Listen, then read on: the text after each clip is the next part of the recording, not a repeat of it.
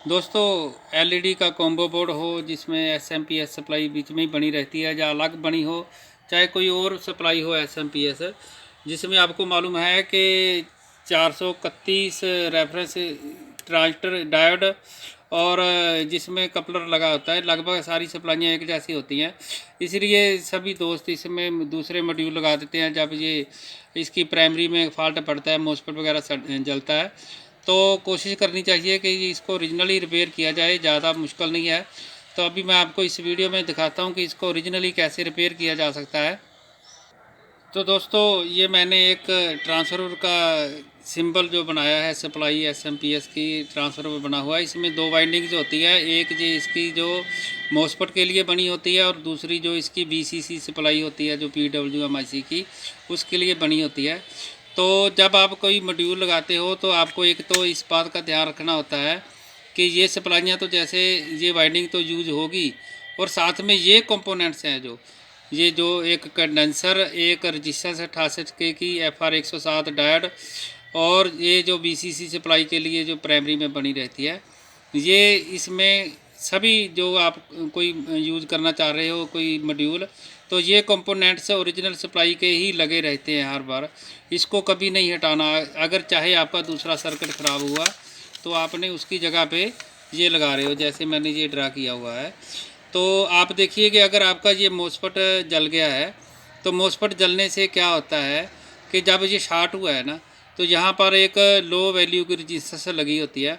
तो ये भी यहाँ पे जब ये शार्ट होने के कारण डायरेक्ट इसको उड़ा देता है, और ये जब उड़ जाती है सर्किट में से, तो ज़्यादातर क्या होता है कि फिर वो हमारे 300 वोल्टेज पॉजिटिव होते हैं, जो ये 500 वोल्ट ओम की रजिस्टेंस के द्वारा हमारे ये जो PWM-IC लगा होता है ना ऑसिलेटर के लिए, 36R नंबर इसमें लगाया हुआ है मैं, और ज़्यादातर कॉमनली यही लगता है। इसमें 6 पिन वाला IC होता है, चाहे 8 पिन भी हो, लेकिन महत्वपूर्ण इसमें 6 पिन ही होती है, जिसमें एक आउटपुट है जो हमारे गेट को जाती है, मॉसफेट के गेट को जाती है, और दूसरी एक ग्राउंड हो गई, और एक फीडबैक के लिए होती है जो 817 पर जाती है, 4 नंबर पर से आती है।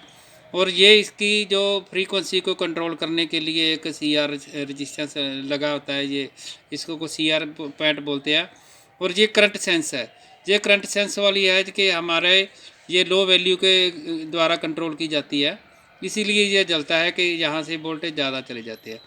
और ये इसकी VCC सप्लाई है जो IC को चलाने के लिए ज़रूरी होती है।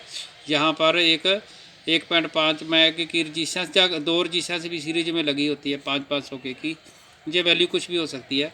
तो जहाँ से ये VCC वोल्टेज मिलती है, ये कॉमनली ये 6 पिन जो होती हैं, ये कॉमन हर IC में यूज़ की होती है, चाहे 8 पिन वाला भी IC हो, लेकिन ये 6 पिन ज़रूर होती है। तो ये सर्किट को जब हम रिपेयर करते हैं ओरिजिनल को, तो इसको कैसे रिपेयर किया जा सकता है अभी मैं आपको बताता हूँ। खाली मॉसफेट मैंने नहीं डाला हुआ है सर्किट में, ये जो सर्किट है इसमें अभी मैंने मॉसफेट नहीं डाला है, लेकिन इसकी PWM-IC है जो, इसको मैंने बदल दिया है जो जल गई थी। तो मैं दिखाता हूँ कि इसको कैसे आप चेक कर सकते हो कि ये आप सर्किट ठीक है या नहीं ठीक है। एक कांटे वाला मीटर लेकर ना, जो कांटे वाला मीटर होता है, उसको लेकर आप, मैं अभी आपको दिखाता हूँ 5 वोल्ट की रेंज पे रखकर, यहाँ पर ये गेट पर इसके ये कैसे पल्स बनती है इसकी, तो हम जिससे अंदाज़ा लगा सकते हैं कि हमारा ये सर्किट अब ठीक हो गया है और हमारा मॉसफेट जो डालने को बिल्कुल तैयार है। और देखिए, मैं अब इसके गेट पर ये इसकी नीडल लगा रहा हूँ मल्टीमीटर की, और ये देखिए ये ट्रिकिंग हो रही है इसके गेट पर, और हम ये अंदाज़ा लगा सकते हैं कि ये अब बिल्कुल तैयार है। जैसे ही हम इसमें मॉसफेट डालेंगे तो ये सप्लाई जो बिल्कुल ठीक हो जाएगी। बस आपको ये ध्यान रखना है कि जैसे ये मैंने एक सर्किट ड्रा किया हुआ है, 36R 6 पिन का IC है जो ये PWM-IC के लिए, यहाँ से जो आउटपुट जा रही है ना, ये इसके गेट को एक डायोड और 2200 ओम की रजिस्टेंस के थ्रू, ये 4148 डायोड के थ्रू यहाँ पे दी हुई है।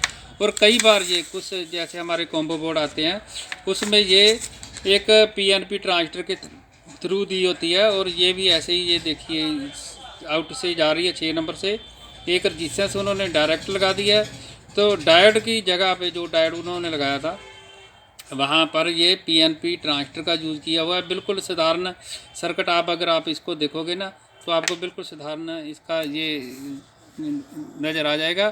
तो कोशिश कीजिए कि आप ओरिजिनल को ही रिपेयर कीजिए। थैंक यू दोस्तों।